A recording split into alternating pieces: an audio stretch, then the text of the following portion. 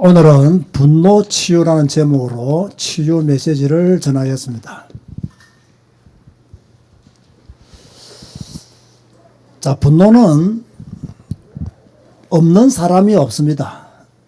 모든 사람이 다 분노를 가지고 있죠. 어린 아이들도 분노가 그 속에 있고요.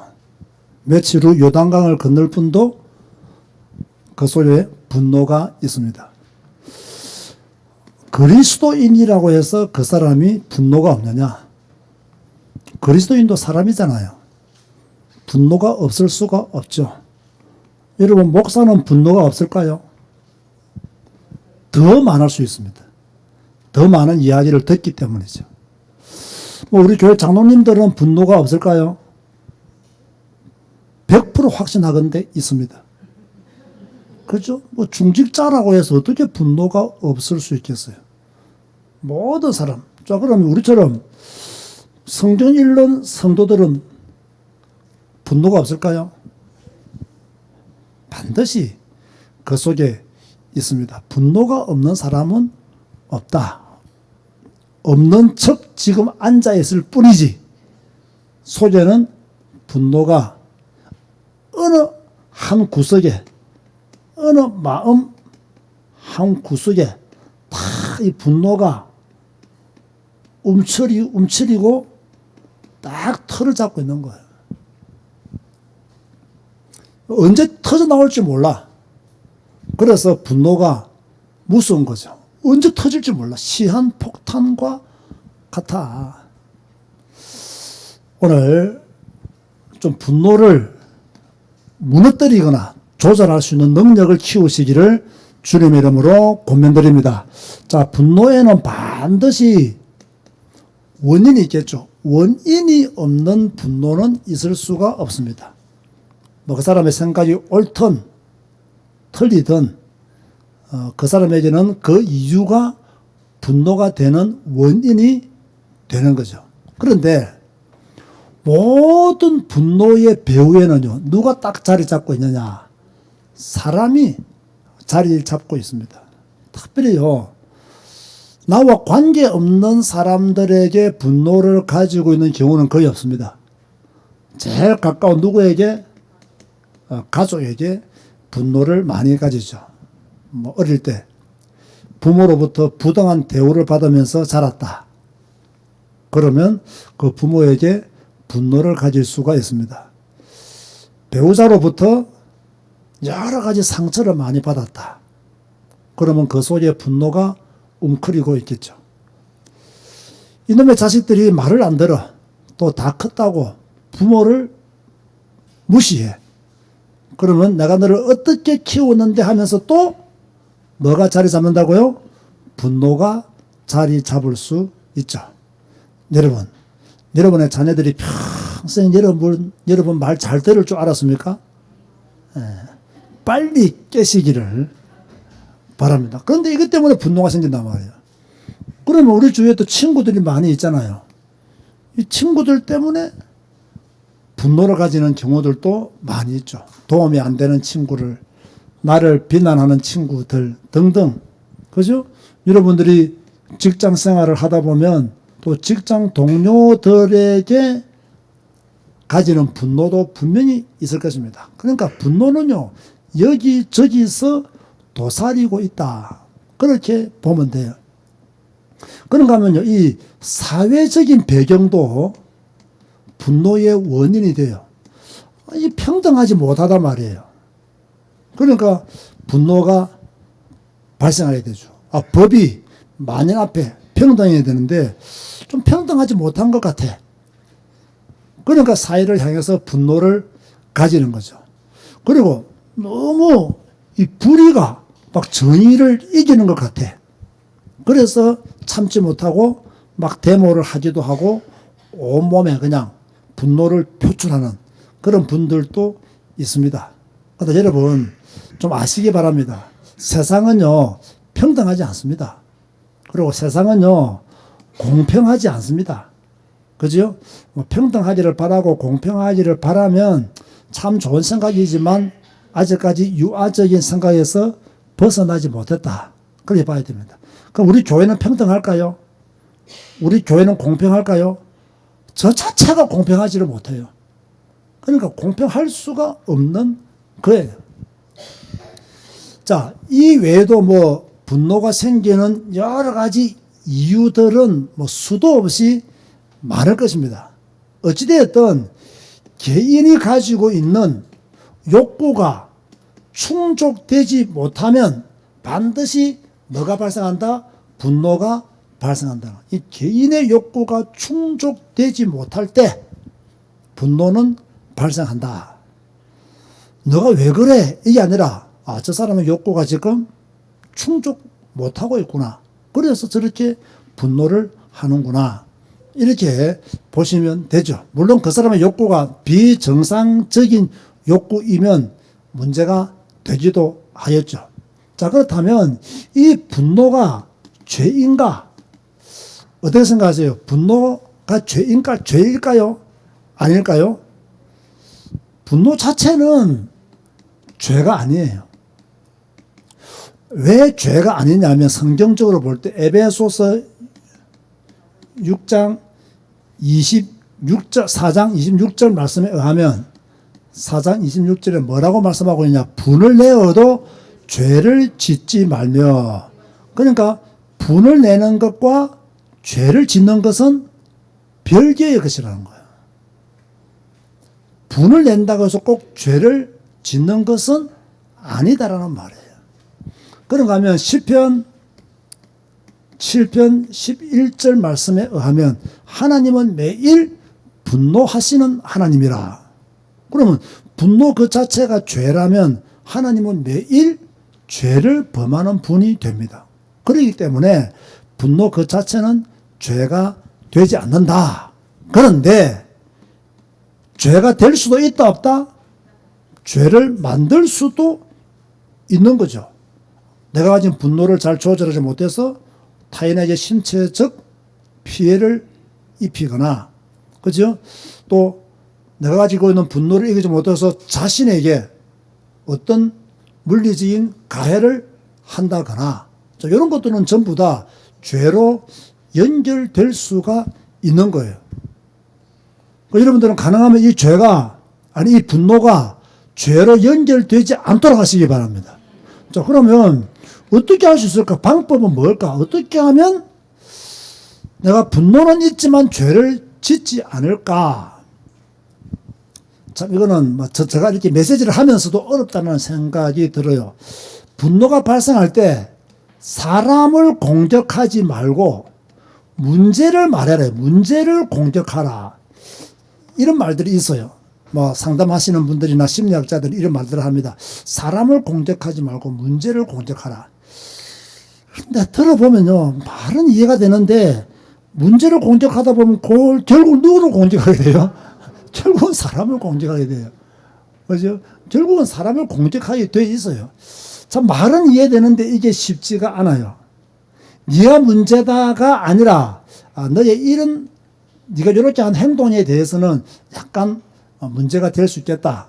이렇게 말을 하는 것이 그래도 분노를 다스리는 이기는 법이다.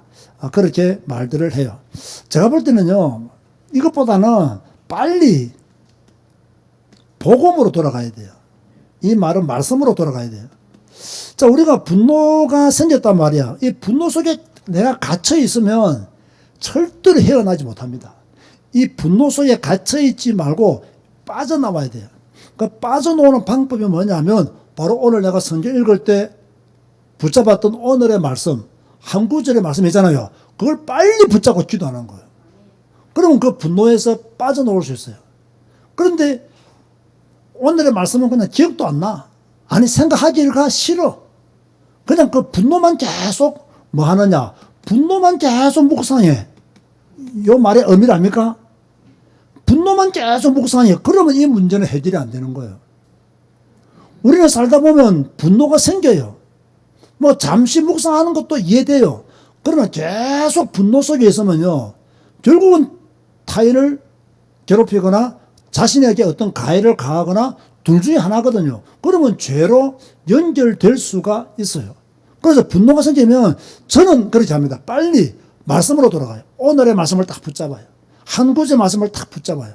그 말씀 붙잡고 계속 기도해버려요. 그러면 그 분노가 사라지는, 또 분노 가운데서 벗어나게 되는 그런 경우들이 많이 있습니다. 그래서 복음으로 돌아가라는 말은 분노에 사로잡혀 있지 말고 하나님의 말씀 속에 머물라는 이야기로 여러분들이 이해를 하시면 되겠어요.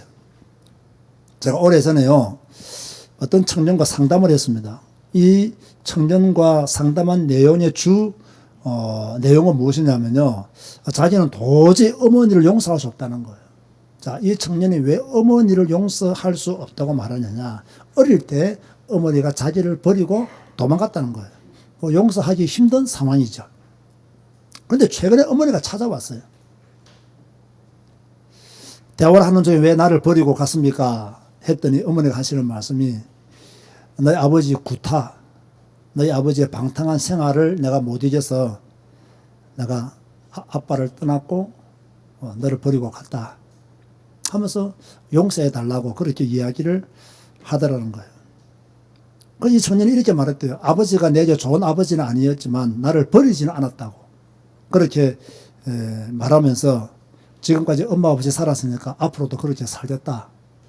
이렇게 참 마음 아픈 이야기를 하고 이제 저하고 이렇게 상담을 하게 되었어요. 저하고 상담을 했다는 것은 이 청년이 어느 정도 복음을 알고 있고 복음을 누리고 있는 가운데 일어난 일이기 때문에 제가 짧게 또 이야기를 고민을 했어요. 어머니가 복음을 모르는 사람이었는데 그럴 수 있지 않았겠느냐. 그 복음을 가진 네가 조금 복음 가진 사람으로서 이해하면 좋겠다. 이 말도 너에게는 상당히 어려운 말인지는 알지만 그래도 이 말밖에 할 말이 없다. 이랬더니 자기 엄마를 용서를 못하겠다는 거예요. 그래서 제가 단호하게 말했어요. 자네가 지금 어머니를 용서하지 못하면 오래전에 자네를 버린 어머니나 지금 어머니를 버리는 너나 다를 게 뭐가 있느냐.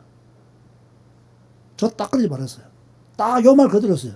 오래전에 너를 버리는 어머니나 지금 어머니를 버리는 니나 다를 게 뭐 있냐. 한번 생각해봐라. 그리고 헤어졌어요. 저는 그 뒤에 어떻게 됐는지도 몰라요. 그러나 저의 말이 맞아요, 틀려요? 맞는 이야기죠. 오래전에 니를 버린 어머니나 지금 어머니를 버리는 니나 똑같이. 그 사람은 다 자기 입장만 생각한다니까요. 자기 생각만 최고라고 그렇게 생각하는 거죠. 빨리 복음으로 돌아가서 어머니가 그때 예수를 몰랐고 복음을 몰라서 그랬구나. 어머니가 사탄에게 속았구나.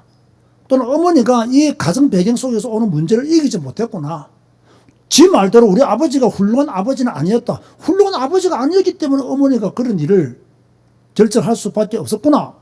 이렇게 생각하면 충분히 이해가 될 수 있는 부분이에요. 그런데 제가 그 청년 입장이 아니기 때문에 내가 단호하게 말은 못하겠지만 어찌되었든 간에 저는 성경적으로 그때 너를 버린 어머니나 지금 어머니를 버리는 니나 다를 게 없다. 이거는 복음적인 선택도 아니고 복음적인 결단도 아니다. 너의 감정의 문제고 너의 분노의 문제다. 이렇게 하고 헤어졌는데 제가 볼 때는 물론 어머니를 만난 지 짧은 순간이었기 때문에 어머니를 용서할 수 없다라고 말했지만 제가 볼 때는 그 뒤에 더 아름다운 만남이 이루어졌을 가능성이 훨씬 더 많았다. 저는 그렇게 생각을 해요. 왜냐하면 복음적으로 그렇게 생각하는 것이 옳은 것 같고요. 어찌되었든 그만큼 분노의 문제로 고통당하는 사람들이 주위에 있다는 거예요. 그런데 이 분노로 말미암아 오는 문제들이 많아요. 어떤 문제들이 오느냐라고 하면요, 참 마음에 평안이 없어요. 분노가 있으면요, 마음에 즐거움이 없어요. 막 불안하고요, 막 의기소침해지고요, 그죠? 막 억울하고 막 참을 수가 없는 거죠. 그러다가 이제 복수심까지 생기죠. 이때 잠언 25장 28절 말씀에 의하면요, 자기의 마음을 제어하지 아니하는 자는 성읍이 무너지고 성벽이 없는 것 같으니라. 마음 제어. 마음 제어. 이게 어렵죠. 근데 성경은 마음을 제어하라고 잠언 25장 28절에 말씀하고 있습니다. 마음을 제어하시기를 바랍니다. 마음을 제어해야 하시는 분들 한 두세 분 계시는 것 같아요. 꼭 마음을 제어하시기 바라고요. 제어하지 못하니까 이게요, 신체적인 문제로 발전하게 되는 거예요. 어떤 신체적인 문제가 발전하느냐면요. 여러분, 이 분노가 아주 강하잖아요. 두통이 심하고요. 궤양이 올 수도 있어요. 아무리 엑스레이 찍어도 이건 안 나와. 왜냐하면 분노로 인한 두통이에요. 분노로 인한 궤양이에요. 분노로 인하여요, 고혈압이 온다고 합니다. 분노로 인해서요, 심장마비가 올 수도 있다 그래요. 그런가 하면 분노 때문에 사람을 죽이기도 하죠. 그러니까 개인에게도 타인에게도 결코 좋은 것이 아니다는 것을 알 수가 있죠. 그래서 잠언 29장 22절에 이렇게 말씀하고 있습니다. 노하는 자는 다툼을 일으키고 분하여 하는 자는 범죄함이 많으니라. 너무 분해하면 범죄함이 많다. 그렇게 성경은 우리에게 말씀하고 있죠. 자, 분노가 심하면요, 생활에 문제가 와요. 여러분, 분노가 심한 사람이 직장 생활 제대로 하겠습니까? 분노 가운데 사로잡혀 있는 사람이 친구 관계 바르게 하겠습니까? 분노 가운데 사로잡혀 있는데 뭐 협조하겠습니까? 협조 절대 안 합니다. 비협조합니다. 분노 가운데 사로잡혀 있으면요, 무관심해버려요. 그죠? 무관심해버린다고. 만약 여러분이 저한테 만약에 분노의 심이 있다, 그러면 아예 목사를 무시해버립니다. 인사도 안 하고 막. 해도 막, 하고 말고 그냥. 그런 식으로. 왜? 분노가 있으니까. 그렇게 되는 거죠. 그래서 잠언 15장 18절 말씀에 이렇게 기록하고 있습니다. 분을 쉽게 내는 자는 다툼을 일으켜도 노하기를 더디하는 자는 시비를 그치게 하느니라. 다툼, 분명히 그렇죠. 막 늘 생활 가운데 다툼이 일어날 수밖에 없어요. 왜? 분노가 있으니까 다툼이 일어날 수밖에 없는 거죠. 그러나 노하기를 더디하는 사람은 시비를 그치게 한다. 그런가 하면 이런 사람들은요, 분노 가운데 있는 사람은요, 삶을 망칩니다. 자기 개인, 밤에 막 잠을 자지 못하기도 하고, 약간 흥분하면 통제 불가능한 상태로 들어가기도 하고요. 그죠? 막 술을 막 너무 과하게 먹는다든지, 막 이 분노를 잊어버리기 위해서 막 도박에 빠진다든지, 뭐 마약을 한다든지, 뭐 등등의 일들이 엄청나게 일어날 수가 있습니다. 이러면 자기 삶이 망쳐지게 되는 거죠. 그래서 잠언 22장 24절에서 25절 말씀에 보면 이렇게 말씀하고 있죠. 노를 품는 자와 사귀지 말며 울분한 자와 동행하지 말지니 그 현의를 본받아서 네 영혼을 온무에 빠질까 두려움이니라 하셨다. 이런 말씀이에요. 노를 품는 자와 사귀지 마라.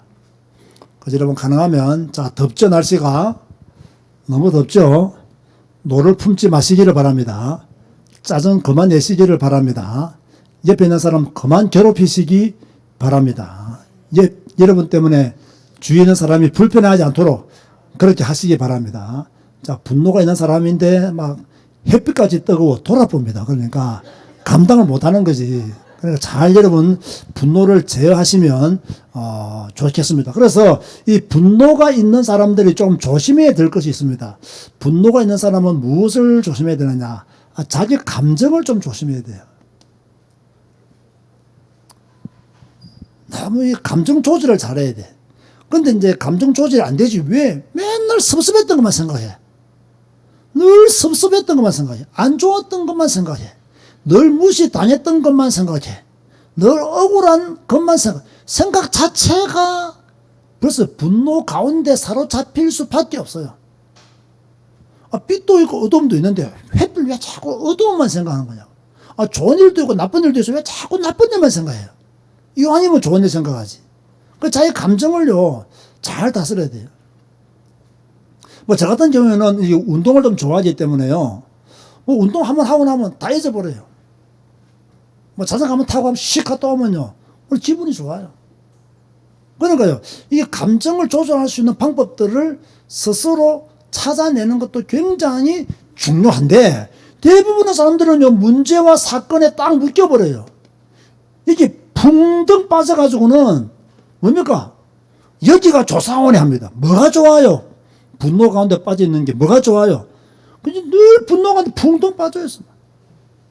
여러분 혹시 여기 뭐 30년 동안 남편을 원망하시는 분이 있습니까? 풍덩에서 빠져나오시기 바랍니다. 뭐라고 30년 동안이나 남편을 원망합니까? 3일만 원망하세요 그냥. 그건 원망할 수 있어요. 30년을 원망, 누가 병드는 겁니까? 그 자신이 병드는 거예요.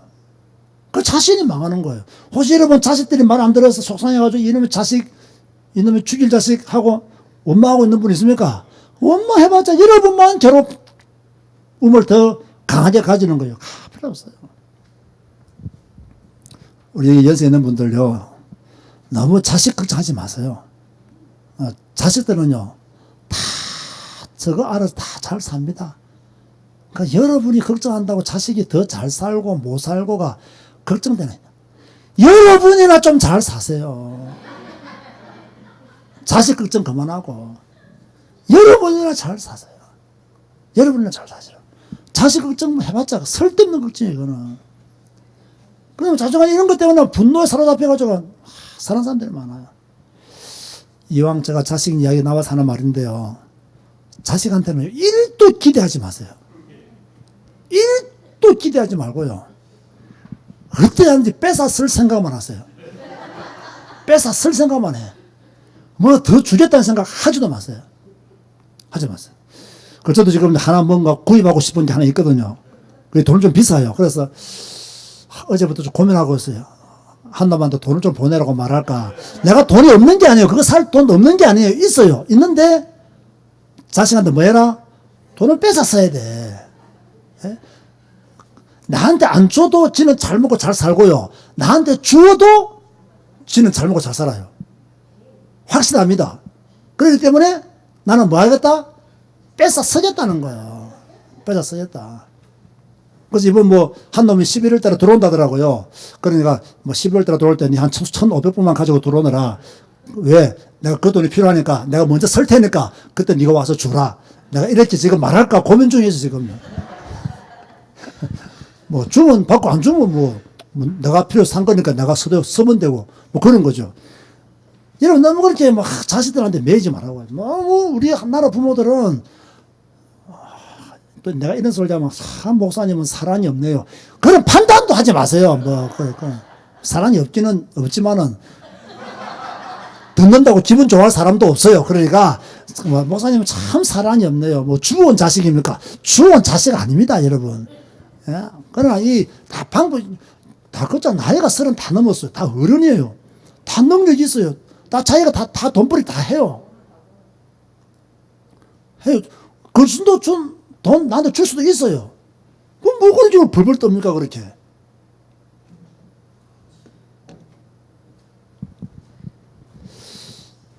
자, 이렇게 막 분노가 일단 제일 조심해야 될 건 뭐겠습니까?